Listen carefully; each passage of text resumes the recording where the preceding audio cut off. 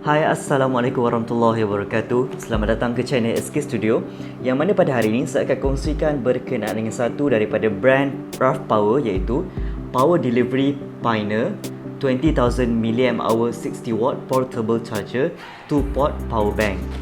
Okey, ini adalah barang dia. Okey, jom kita lihat dari segi packaging dia macam mana. Kita buka dulu.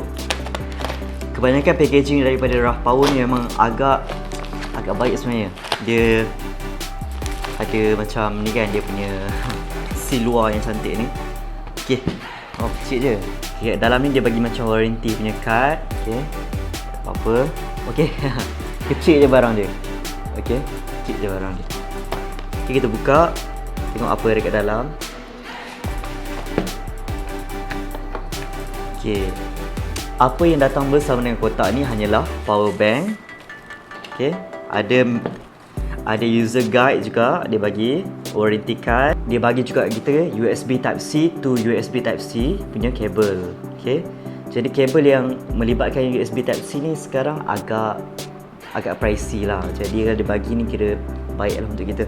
Apa yang boleh saya cakapkan, bahawa power bank size yang macam ni sama juga dengan power bank yang jenis lain yang mempunyai kapasiti yang sama, 20,000 mAh. Agak ringan, okey. Agak ringan dan juga portable untuk bawa ke mana-mana. Yang pertama dia akan bagi kepada kita ialah USB Type A punya output dan juga USB Type C punya output, di mana kalau kita gunakan USB Type A ni, dia akan keluarkan lebih kurang 30 watt hours, which is agak pantas untuk boleh digunakan sebagai fast charging. Manakala kalau kita gunakan yang mana USB Type C punya output, dia akan menghasilkan lebih kurang 60 watt. Jadi apa keistimewaan 60 watt ni ialah kita boleh charge kita punya kebanyakan laptop lah.